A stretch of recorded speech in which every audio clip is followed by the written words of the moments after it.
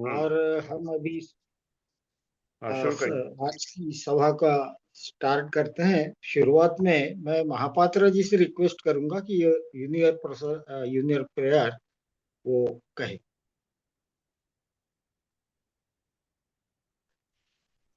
Okay. So we will start with universal invocations. O hidden life, vibrant in every atom. O hidden life present in every atom. O hidden light, shining in every creature. O hidden light, creature. O hidden love, embracing all in oneness. O hidden love, embracing all in oneness. May each who feels himself as one with thee. May each who sees himself as one with thee. No, he is also one with every other. No, he is also one with every other. Let us have a short meditation.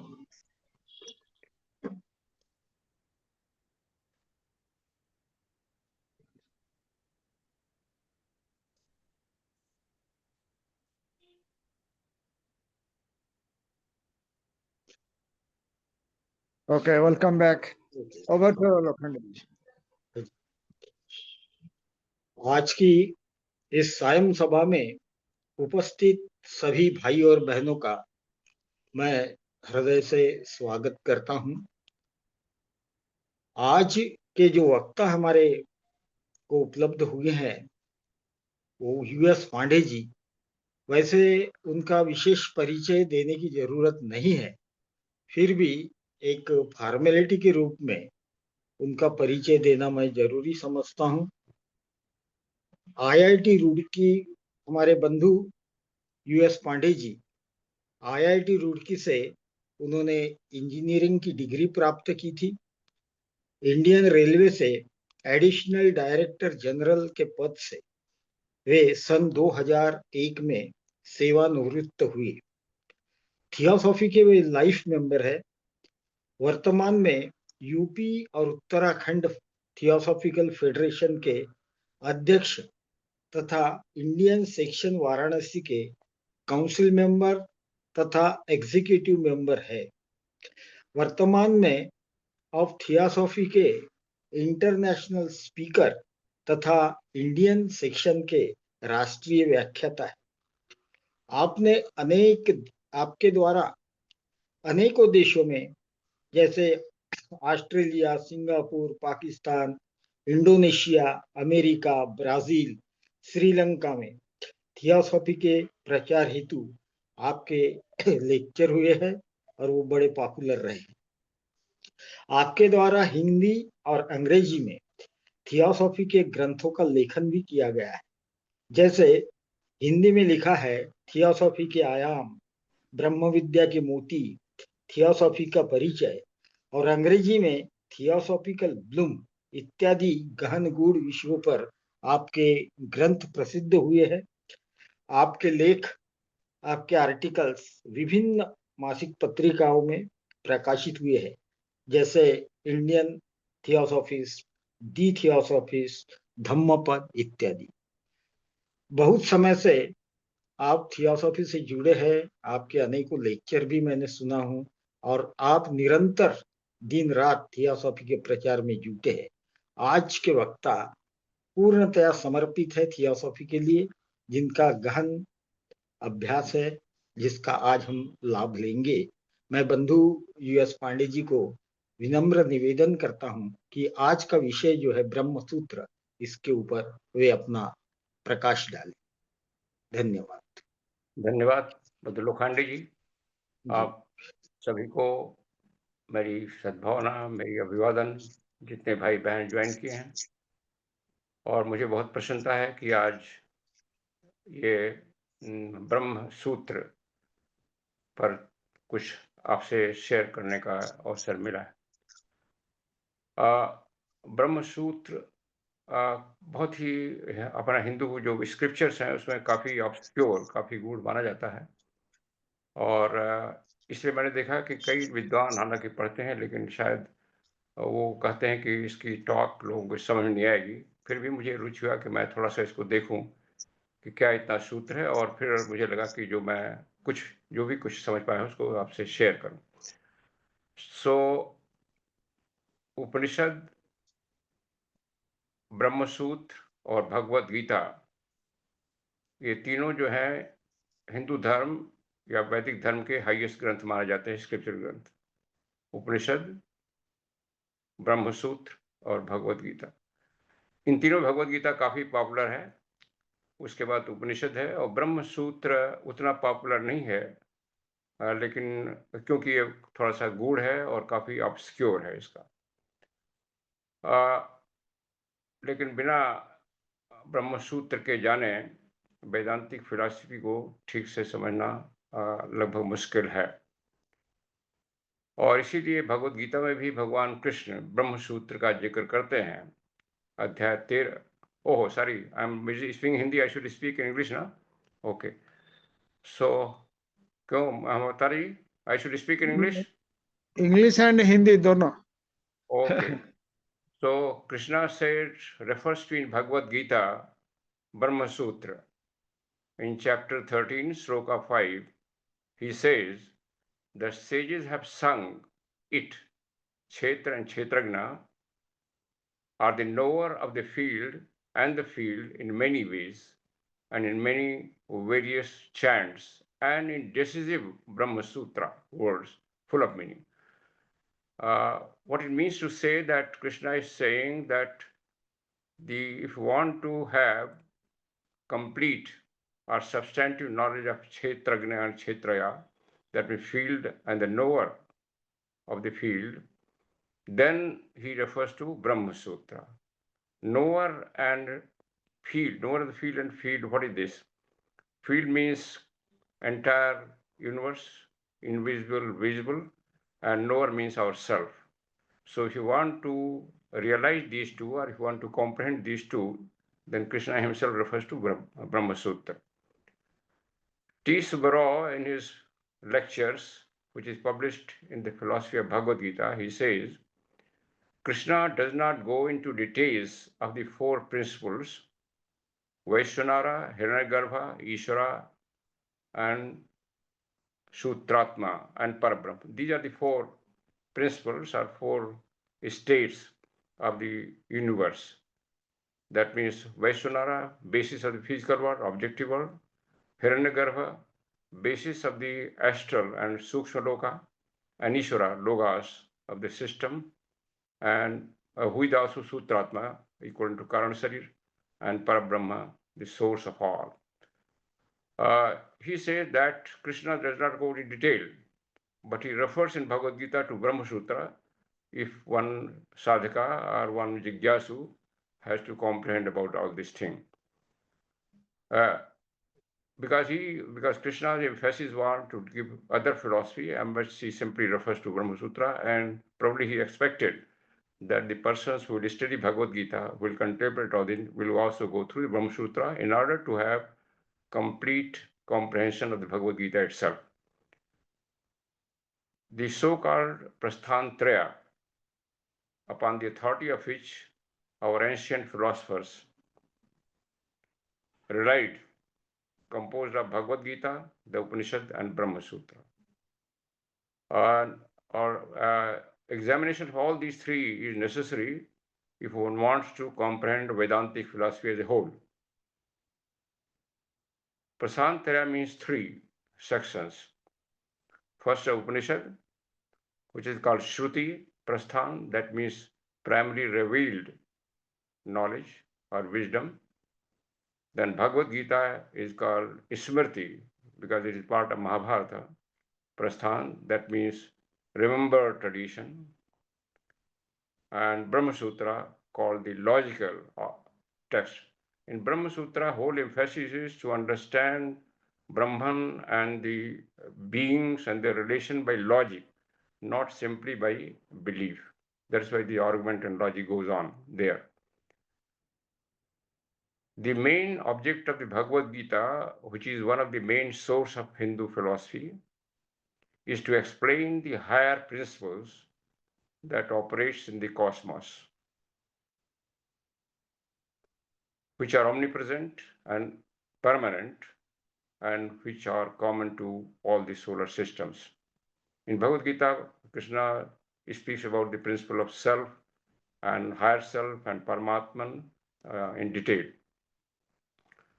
Uh, the main object of the Upanishad is to indicate the nature of the manifested cosmos and the principles and energies working therein. Lastly, in Brahma Sutra, this I'm quoting to just give an idea, the relation between these three main texts and why it is necessary to go through all these three sources of texts if one wants to comprehend the Vedantic philosophy as a whole. So, in the Brahma Sutra, an attempt is made to give a clear and consistent theory about the composition of the entity that we call a human being. The connection of the soul with the three upadhis, their nature and their connection with the soul on one hand, and between themselves on the other, and also connection with the Brahman. These books are not, however, devoted to these subjects exclusively. There is overlapping also, but these are the main areas of focus of these three texts.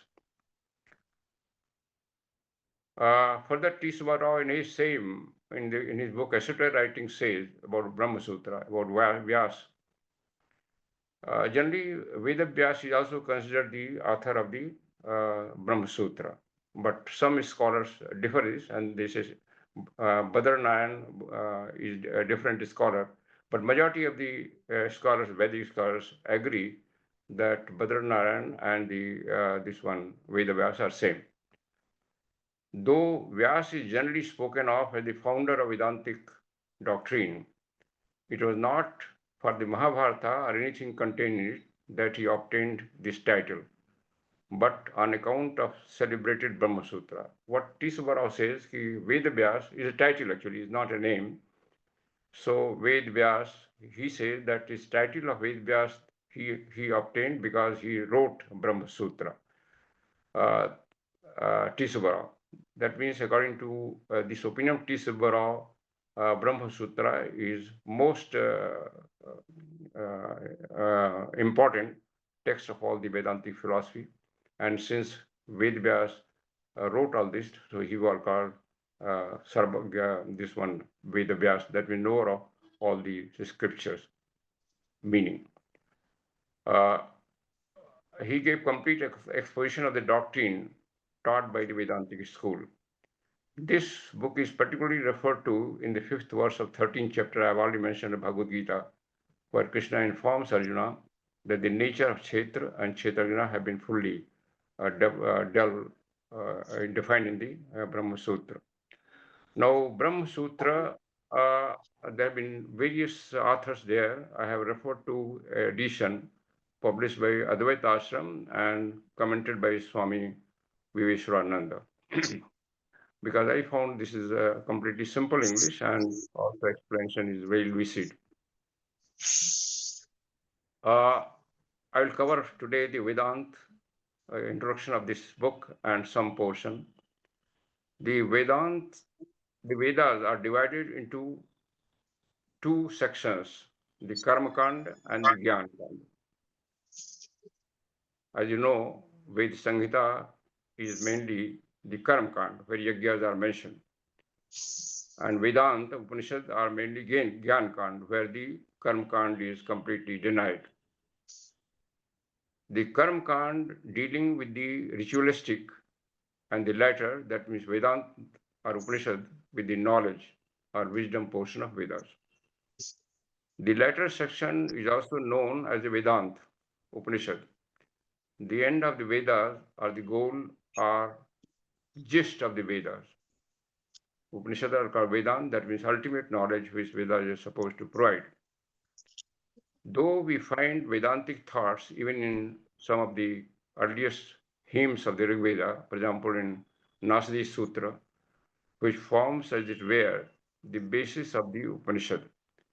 Yet, there is no denying the fact that the Indo-Aryans in their earlier days in India were given more to rituals and sacrifices.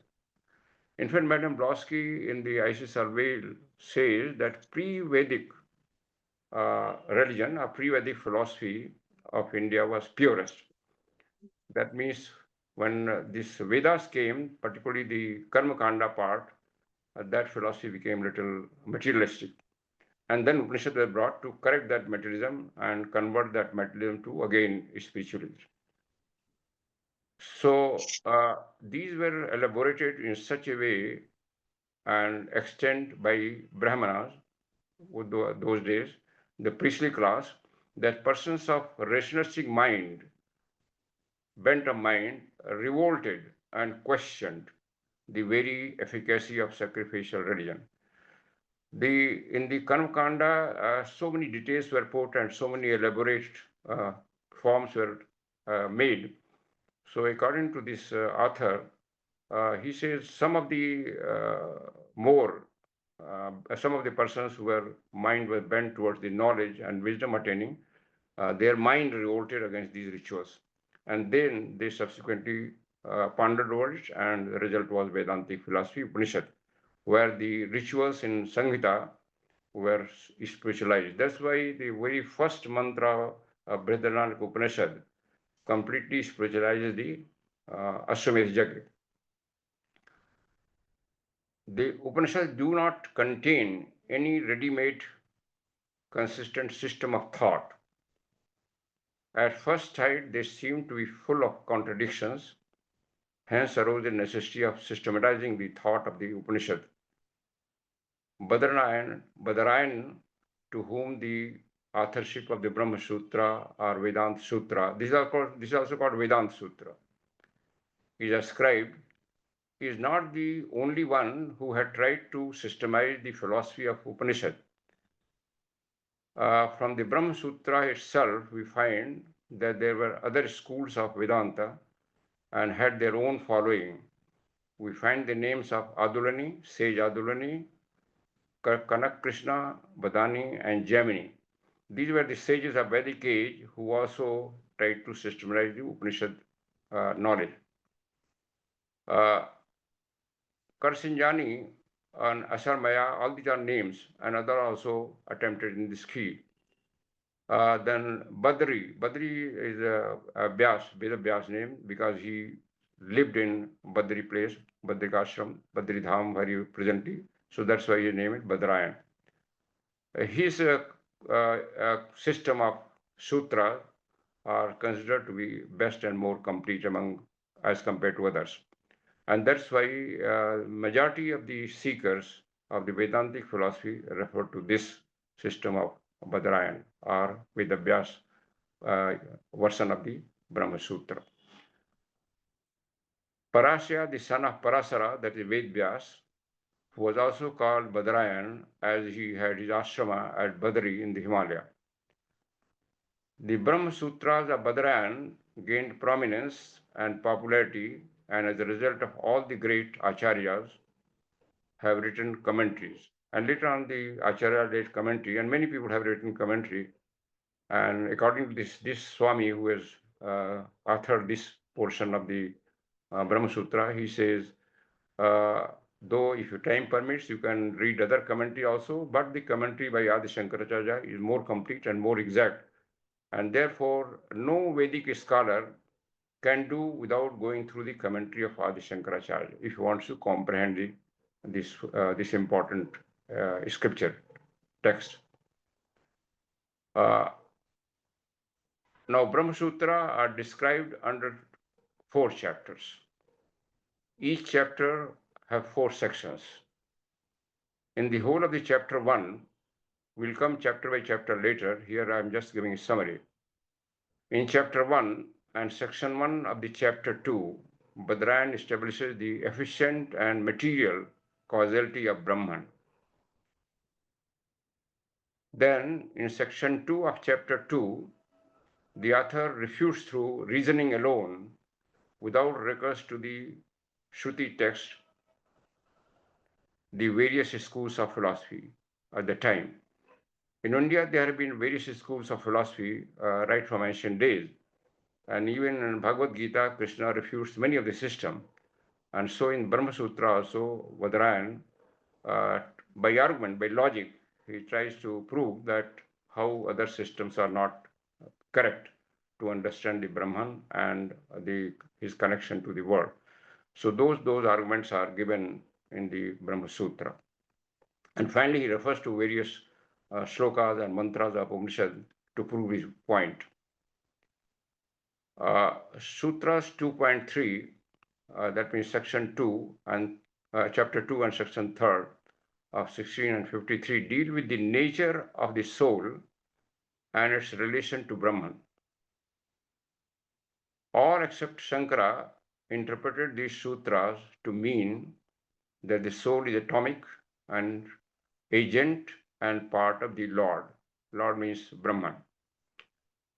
Shankara alone says that the atomicity, agency, and being a part are not the jiva's real nature, but its nature as a sansari, that means transmigrating entity, and that in reality it is all pervasive and identical with Brahman. Jiva as sansari is in effect, but his real nature is eternal and identical with the Brahman. Now here what he's trying to say that other commentators, other philosophers have postulated that Jiva, when he is in sansara like us, when he was incarnated, we are also reality. Only Shankara says, no, this is not real. This is only effect of certain process. The real nature of Jiva or soul is same as Brahman, complete identity. At any stage, even in this incarnated stage. That's why, and this view agrees with the theosophical view, where our masters and Madame Blonsky say that each incarnated soul, howsoever depraved it appears at present, is same, is Brahman. So this is the view of Badarayan as expressed in the Brahma Sutra in a different language. In chapter 3, section 2, Badarayan describes the nature of the Brahman himself or herself, because there is no him and her there, or itself we can say. In the last section, chapter 4, section 4 of the work, the state of the released soul is described, Jivan Mukta is described. Sutra 1 to 3 describe that on the attainment of the knowledge, the soul manifests itself in its real nature. So knowledge has been given very much importance in Vedantic philosophy and also in Brahma Sutra. Sutra 4 says that it attains non-distinction with Brahman. With the knowledge when it attains, then it becomes complete identity with Brahman. Even in his physical body, even his emotional body, even his lower mental body, his conduct and his thinking and feeling became universal. The Sutrakara, that means Badarayan, makes a distinction between the attainment of the liberation by the knowledge of Nirguna Brahman and that by knowledge of Saguna Brahman. As you know, there are two streams of spiritual tradition all over the world, not only India, where we manifested Logas or unmanifested Logas are Brahman, Nirguna Brahman, and Saguna Brahman. Here, the Badarayan or Ved Vyas makes a distinction between the two.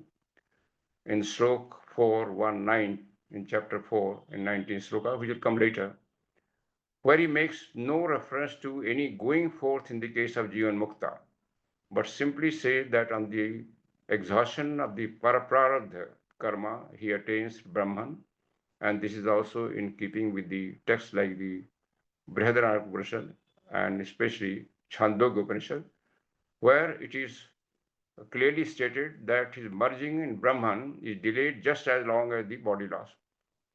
But going to Brahmaloka by the path of the gods is also a kind of liberation, for from there the soul does not return to this mortal world, but gets merged in Brahman at the end of the cycle together with Brahma. That means he tries to explain, detail will come later. Here in summary, it is saying that the devotion to Saguna Brahma and Nirguna Brahman, these are two different lines. A devotee of Nirguna Brahman, absolute principle, which secret doctrine and Madame Blonsky, our masters, advocate, For him, if he reaches that stage, even in his body, he becomes Jivan Mukta and Jivan Mukta. Whereas in case of Sagun Brahma, only after dissolution of the body, the soul goes to the highest lok, which is called Brahma Loka, or Brahman Lok, or Mahat Lok, which is also a manifested Brahman. And then at the end of the Kalpa, only he merges with Parabrahma. So this is the difference, which we'll explain in detail when we come to that particular chapter. In case of Gautam Buddha, he says he became the Jivan Mukta while in body itself. So because he was following the Nirguna Brahman tradition. Anybody made some comment or what? Any comment? Somebody is commenting. Anything comment? చాలా నచ్చింది ఇప్పుడు నేను ఇవాళ ఇలాంటిది ఒక cover అట్ట వేసి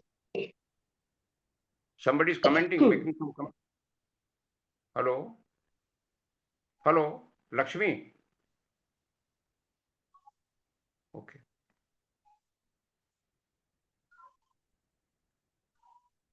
By mistake, I unmuted. Okay.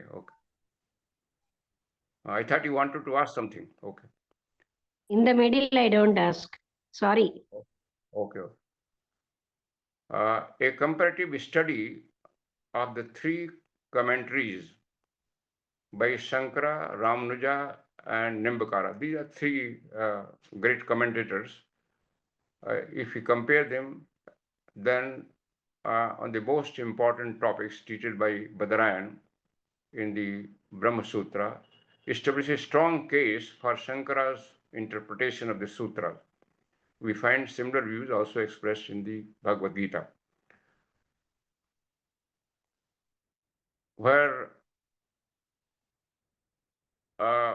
Krishna says in Bhagavad Gita again, I shall describe that which is to be known. The beginningless supreme Brahman, it is called neither being nor non-being, without and within all beings. This is Bhagavad Gita chapter 13, where he's telling Arjuna the nature of Brahman and Paramatman,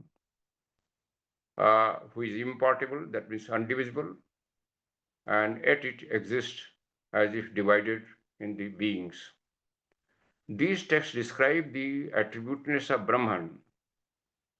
The text says that the one immutable appears as if divided into many. When Krishna says that I'm seated in hearts of everybody, so this statement appears that Krishna divided himself in various hearts because we are individuals. But in essence, it is one, that Krishna element is one. So that dual understanding comes. And in case of Brahma Sutra, that duality is completely dissolved by logic. The sustainer, generator, and devourer of all beings.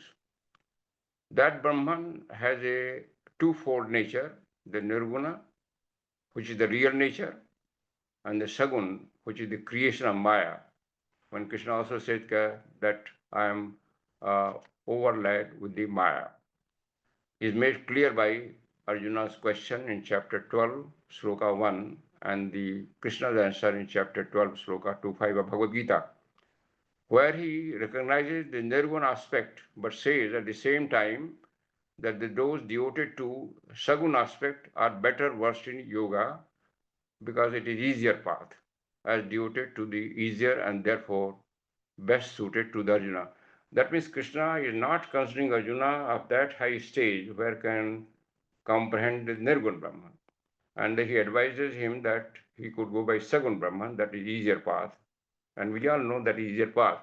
But Theosophy and our master's teaching specifies only go to Nirgun absolute principle, because other path has certain limitations. The individual soul in its real nature is described in chapter 2, Sloka 11-15, especially verses 16-18 say that it is real, all-pervading, changeless, immutable, indestructible, illimitable. Here he is giving some reference to Bhagavad Gita to only point out that the same thing in more detail by logic is explained in the Brahma Sutra. What Krishna is saying there in short forms. Then Vedic dictation, thou art that, tat tvam asi, which is in Brihadaranyaka Upanishad and Chhadok Upanishad. That is also here described by logic in Brahma Sutra to establish that this is the correct version. Then in gunas of Prakriti perform all action, as Bhagavad Gita says, with the understanding deluded by egotism, man thinks I am the actor. The doctrine of Maya is clearly referred to in the following text. Knowledge is enveloped by ignorance. Do beings get deluded? Again, Bhagavad Gita, chapter 5. The world knows me not, being deluded by the mortification of the gunas. Verily, this divine Maya of mind is difficult to grasp over. Again, Bhagavad Gita. I am not manifest to all, being veiled by my Yog Maya. The Lord dwells in the heart of all beings, causing them to revolve by his Maya. Finally, though stress is laid on bhakti in Gita, nowhere does it say that bhakti is superior to knowledge. Rather, Krishna says, Jnana Yajna is best, and he knows the beloved, the wise one, are dear to him, just like himself. So, on the other hand, we find knowledge highly praised in Bhagavad Gita also, and where this one knowledge of the Karma Kanda portion of the Veda or Samhita has been also described by Lord Krishna of inferior quality. And in the Kathopanishad also, it is called Aparavidya. Paravidya, when Yamaraj described Nachiketa, two Vidyas, Paravidya and Aparavidya. So Krishna and Gita say the knowledge of Vedas cannot purify the persons to the highest level. And he also says, supremely dear is the wise man. To me, I regard him as my very self. This sloka has been quoted to support in support of the facts or the philosophy given in Brahma Sutra, that the attempt to understanding the nature of Brahman in its real nature, Nirgun Brahman, and the soul, that is the highest path. The fact is, Badarayan has systematized the philosophy of the Upanishads in this work, and his sutras are all comprehensive. The Upanishads, we must remember, do not teach throughout any particular doctrine. They contain various doctrines which are meant for people of different stages of spiritual evolution. There are more than 100 Upanishads, and mainly are 10, but they are dealing same or other subject, and same subject also differently according to temperament of various people at various level. They are not contradictory, but rather they are based on the principles of Adhikari Veda. That means Patra, the sadhaka, at whatever level evolution he has reached, according to that, various Upanishads describe the same reality in different language.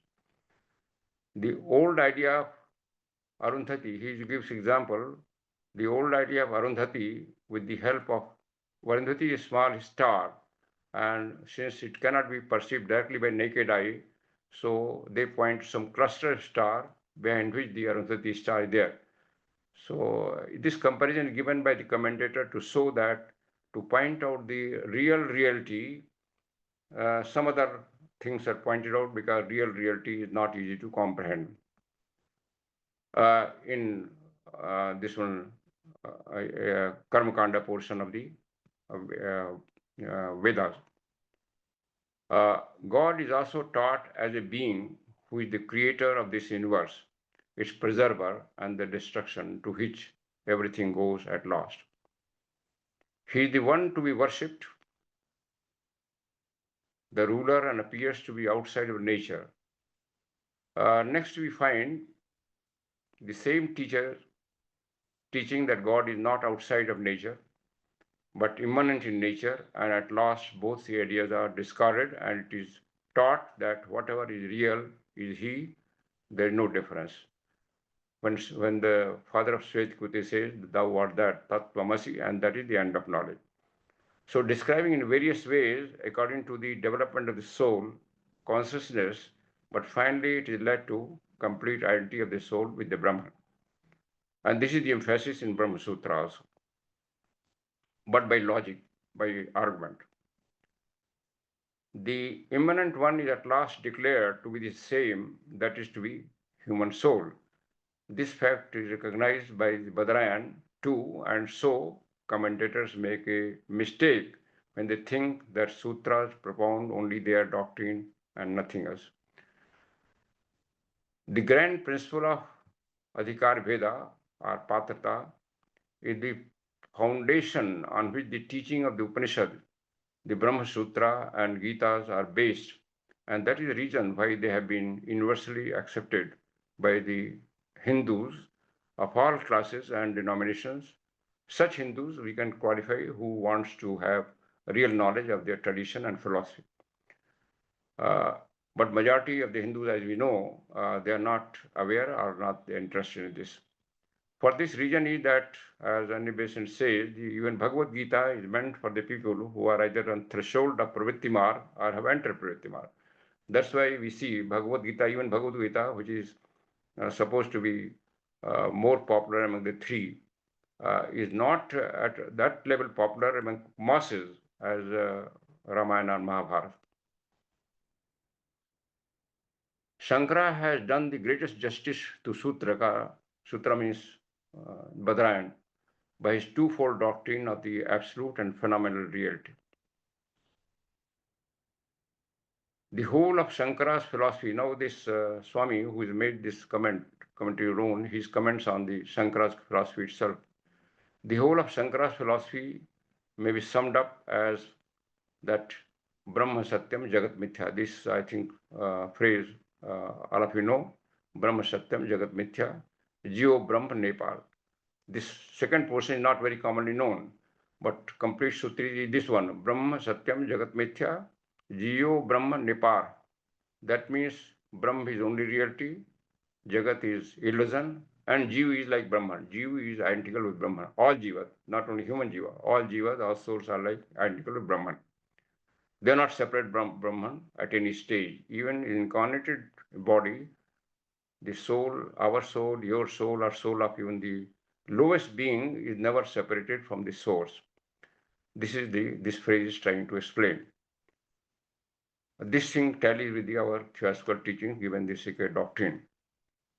The Brahman of the Upanishad is the only reality, and everything else, this world of manifestation, is unreal, a mere appearance. The individual soul is identical with Brahman.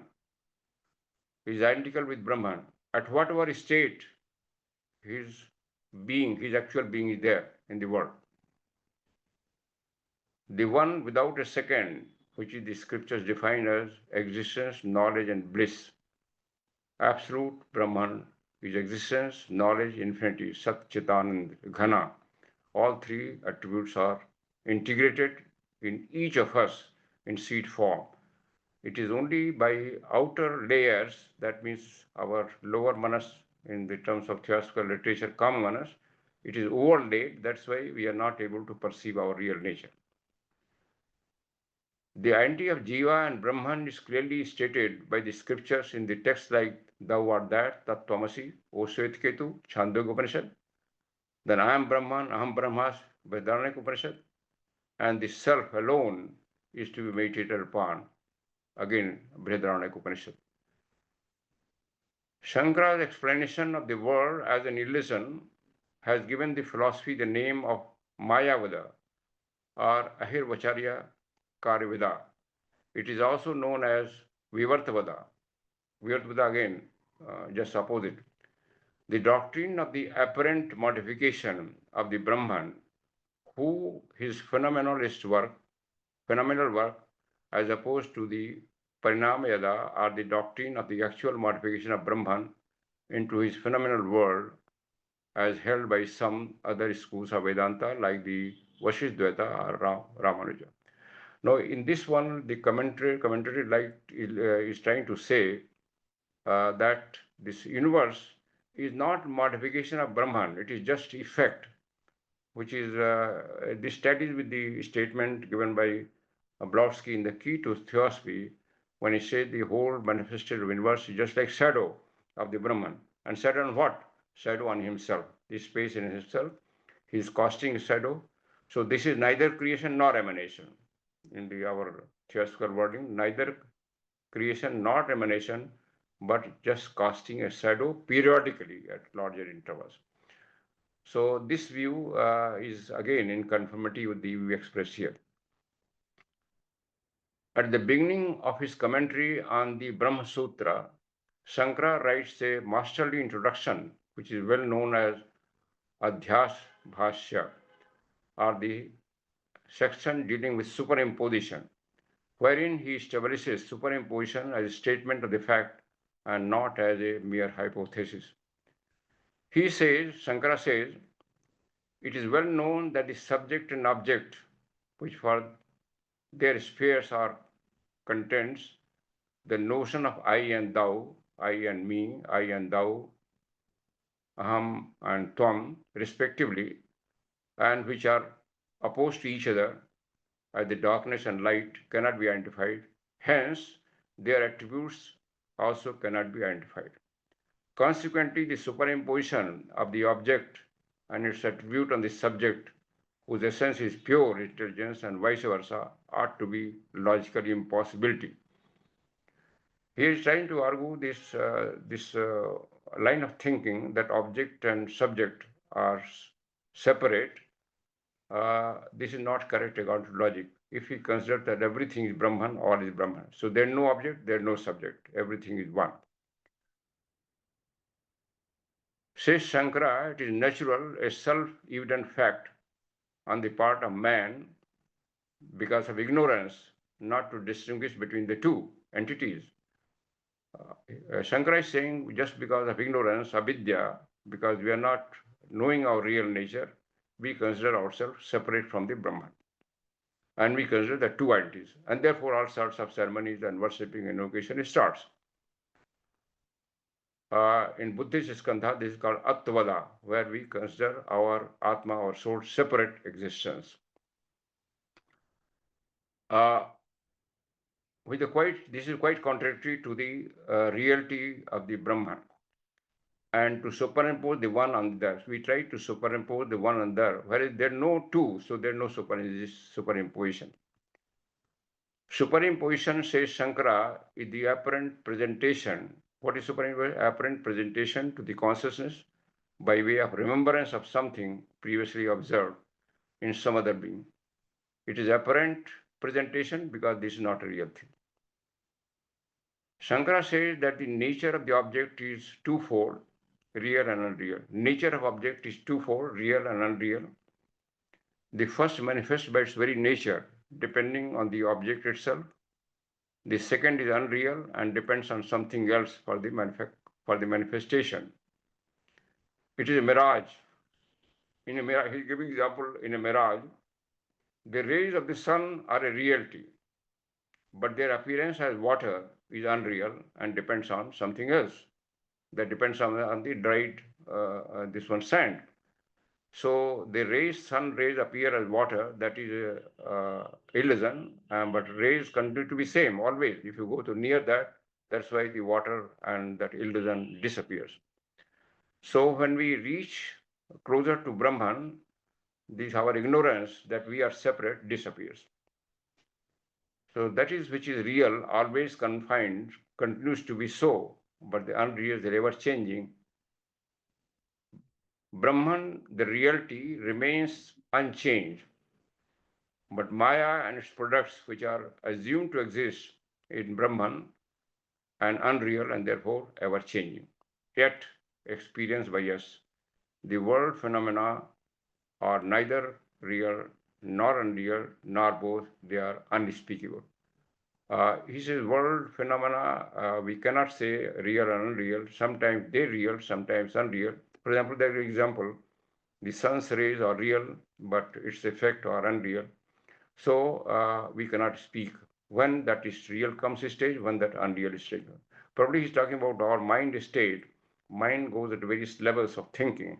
And when thinking becomes real, when thinking is unreal, no other person can know, only we can know. The superimposition is called ignorance, avidya, metaphorically, the effect being put by the cause. Ignorance does not mean want of knowledge. Ignorance or avidya does not mean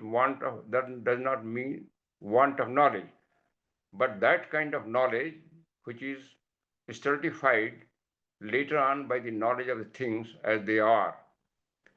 Here is trying to say that the vidya is not the absence of knowledge, absence of vidya, but wrong way of interpretation of reality.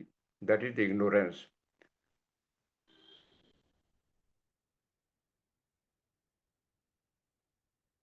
Its counterpart is called knowledge, vidya, when the self is discriminated from its limiting adjuncts through Vedantic discipline and practice, sadhana, with hearing of the scriptural texts, reflection, and meditation on them, then knowledge dawns, which destroys this superimposition. A mere intellectual knowledge is, however, not meant right here, but the realization. So when the realization comes, then this apparent or superimposition disappears, and then we realize our real nature. The means of right knowledge and the scriptural text belong to the sphere of ignorance. This is a very important statement. Even scriptural texts belong to the sphere of ignorance because they give only the intellectual understanding. Unless we realize in our inner self, they are not of real advantage. When we realize, then they become completely unnecessary. They are meant only for one who is still under ignorance and has not realized the self. They are valid only so long as the ultimate truth is not realized. They have just a relative value. Even the scripture, highest scripture, have relative value only in the sense that they stimulate our thinking. But finally, that thinking is to be concluded by our own experience, our own realization. But from the standpoint of the ultimate truth, our so-called knowledge is all avidya, or no knowledge at all, because wrong knowledge is also avidya.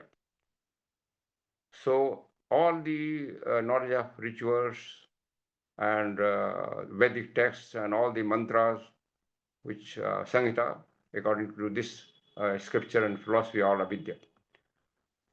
In the phenomenal world, however, they are quite valid and are capable of producing empirical knowledge.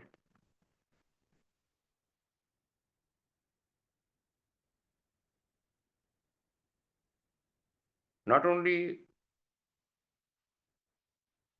is ritualism, karma-kand, meant for persons under ignorance, but even so in the Vedanta, is the Vedanta. For without the distinction of the means of the knowledge, objects of knowledge, and knower, it is not possible to comprehend the meaning of the Vedantic text. Here, the explanation is given in somewhat a strange way. The first part is said the ritualism or karma kanda is meant for those persons who are ignorant. Ignorant of what? Ignorant of their real nature. This master also sees one of the letter that ritual is not spirituality, and is meant for those who are like small children who need 2 or 3 lines copy to write the letters. But second part here, the Vedanta is also ignorance. What does it mean? Let us see there. Because Vedanta text as itself cannot bring one to reality unless one tries to think over it deeply and assimilate that knowledge in oneself. Then only that knowledge becomes reality. A person who is conscious of these distinctions is under the sway of ignorance, being in the world of duality. But there is a difference between the Vedanta and Karmakanda. Though both are considered as ignorance, the first part of the statement, but there is difference. What is the difference? By the latter, there is Vedanta has for its goal that which is within the spheres of the ignorance, like enjoyment in human. No, Latter means Karma Kanda. While the Karma Kanda has for its goal that which is within the spheres of ignorance, the enjoyment of heaven, etc. It is all said in our theoretical literature also. The goal of the Karma Kanda can be only enjoyment of this world, even the highest world, like Devachana. Whereas the former Vedanta help wants to make his true nature, to realize his true nature, which destroys all the universe. So here making the distinction between the path going to the ritualistic and path to the uh, Vedanta philosophy. That means path of the Gyan Marga and path of the Karma Kanda Marga. Karma Kanda Marga can take a person only to the highest level in this manifested universe, which is illusion, that is Devachan, highest Devachan, whereas only the knowledge of the Vedantic or realization of it can lead it to the real goal of human soul, complete identification with the Brahman. But the person who has attained that stage, for him both are ignorance. How can ignorance lead to knowledge? Question arises. Empirical knowledge can produce transcendental knowledge through its empirical validity. To put it, here he quotes this Swami who has written this commentary, he quotes one Ramakrishna's, Swami, this Paramhans, some examples, some given by him. When we run a thorn in our hand, we take it out by means of another thorn and throw out the both. So, relative knowledge alone can remove that relative ignorance which binds the eye of the self. Hence, the man who attains to the highest knowledge, jnana, the knowledge of the absolute, does away in the end with both the knowledge of ignorance and being himself from all duality. Now, this quotation of Ramakrishna Paramhans is given that removing thorn by another thorn to explain how the Vedantic philosophy can remove our ignorance, though itself being of ignorant nature. But before the dawning of the real knowledge, the authority of Vedas stands unquestioned, for a knowledge that has not been realized cannot prevent a person from entering into ritualistic activities. But before drawing or before even desire for real knowledge, the ritualistic have their value. Just like our master said, it is a value for those persons who are like children who want some support for writing even letter properly. It is only after realization that the scriptural text cease to be operative.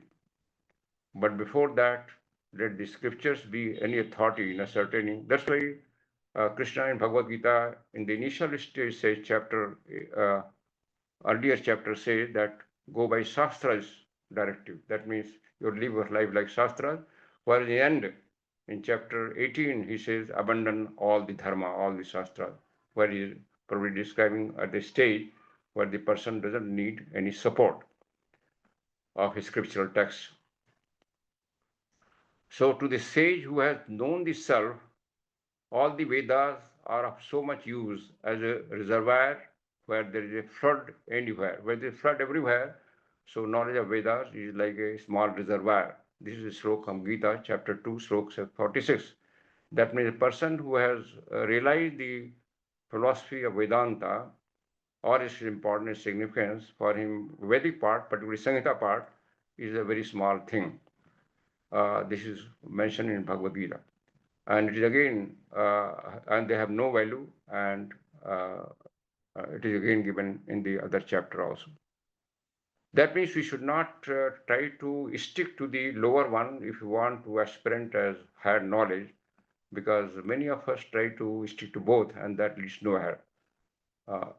This Blavatsky said that if you are convinced that this path is right, then you have to forget all the other thing and then devote only on this.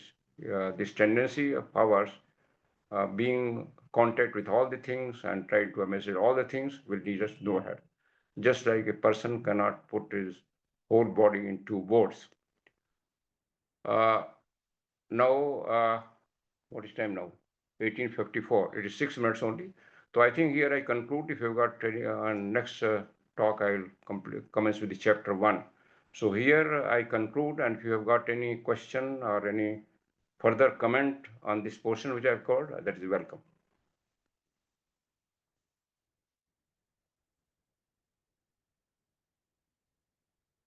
Hello, Lokhande ji? Lokhande ji? He's not there.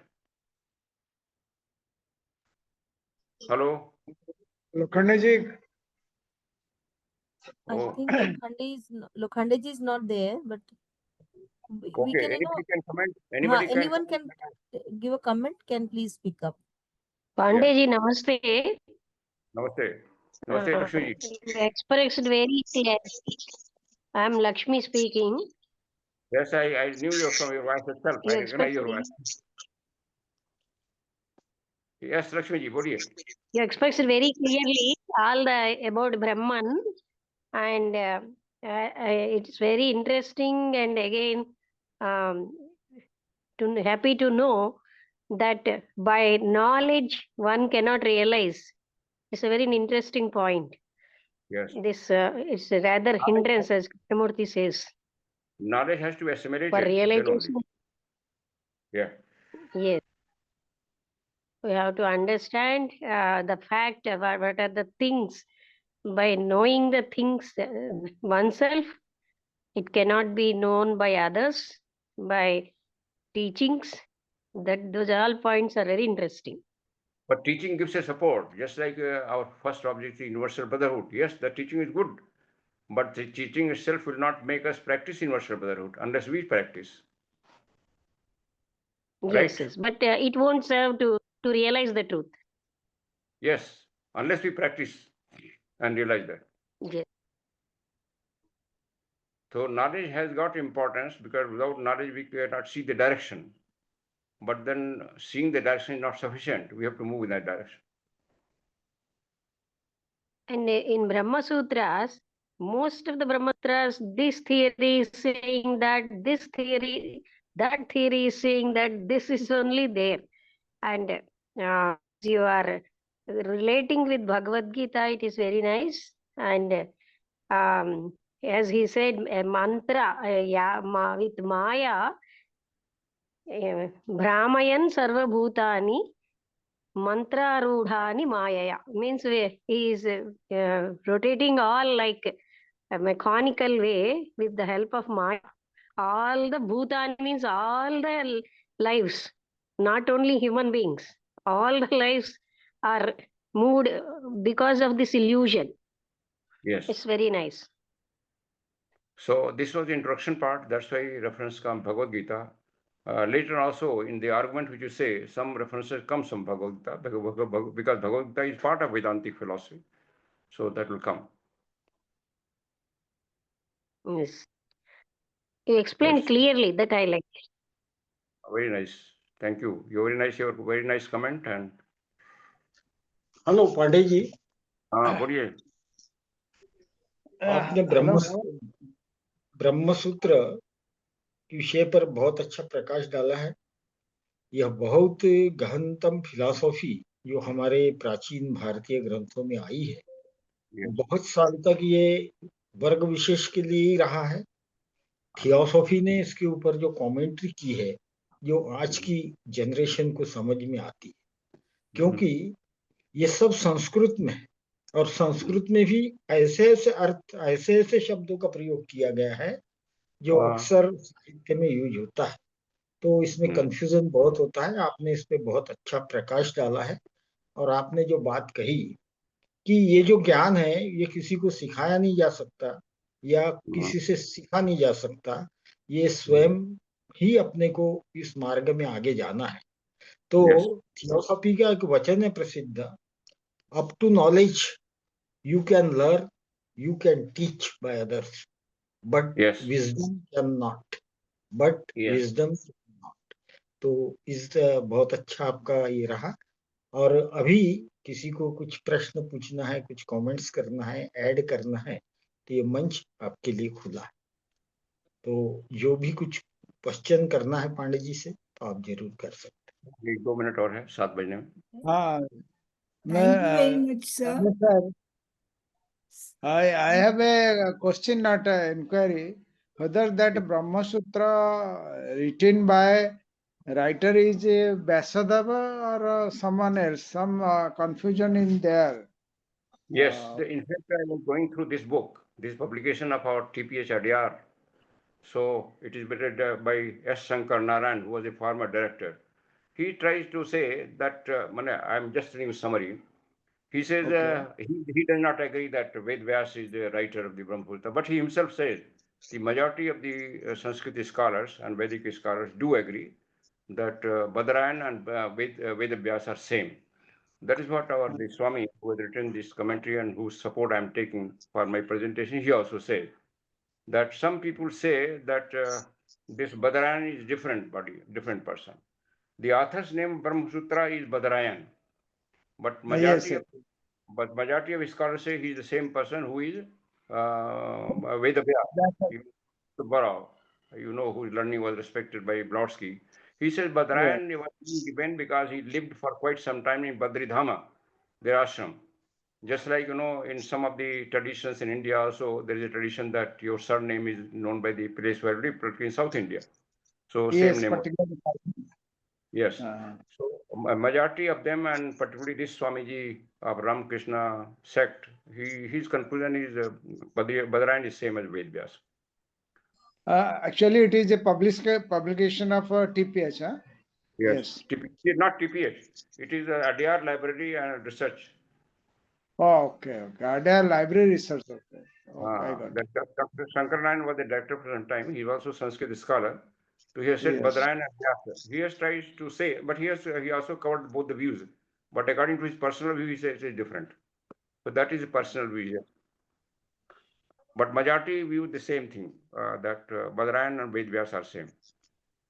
Okay. Yes, Sudeep Misra raised hand. Are you asking? Yes, sir. Padnarayan is not writer. He is just commentator. Padnarayan is not the writer of Brahma Sutra. He gave commentary, just like other. No, Shankara is commentator. But No, both are commentator, whether Shankara or Padnarayan. It is great misconception among our Indian fellows. So Devji, you have got third viewpoint, I think. No, because I have been a student of philosophy. Achha, okay.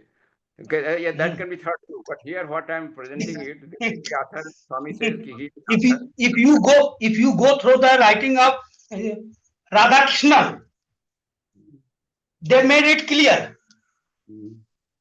There can be different because these such are ancient texts, so there can be different, no doubt about it. In fact, thank you for such nice presentation on Brahma Sutra. Yeah. Pandey ji. Thank you. Sudeep ji, thank you for joining. इसके बाद अगर किसी को कुछ कहना है या addition करना है आज के लेक्चर में तो कर सकते हैं. इंदु जी कुछ पूछेंगे. इंदु जी. Thank you very much, sir. Sir, very nicely elaborated you about the Karma Kanda and the Gyan Kand. That was very nice because in the Karma Kand, the sadhans are all outer. And in the Gyan Kand, we are getting the Gyan from inside. What is the wisdom we are getting from inside? And in the Karma Kand, we can go only till Devachan. That's what you said. And to know the Brahma itself, we have to follow the Gyan Kand. So, yes. And other quote which was given here was that the no object, no subject, all in one, and only by the ignorance we find them separate. Everything is one. That is the main thing we have to come to know. Yes. And the Sagun and Nirgun also was told very nicely that though the Sagun Bhakti is very easy to perform, but the Nirgun is because at the core it is the Nirguna, Nirakar, Nirvikalp. That is the main, and we have to reach there. Yes. So that was very nicely elaborated, sir. Thank you very much, sir. That's why Madam Blodsky and our masters, they recommend only for this Nirguna. Yes. They probably believe that persons who have joined Theosophy sincerely, they have become Patra Adhikari. Yes, sir. And in Vivek Chudamani also it was said, told that the Adhikari Shishya is only that who has the Sadhan Chatushtya. Because Only those are Adhikari. because Vivek Chudamani is same author, Shankaracharya, Adi Shankara. Yes, yes, sir. So that was told in that also. Thank you very much, sir. Really nice. So that's why I thought, let me first study and share with you. Because many scholars I have interacted, they say, no, it's very obscure, very, nobody will understand. So I'm like, let me try something. Okay. Thank you.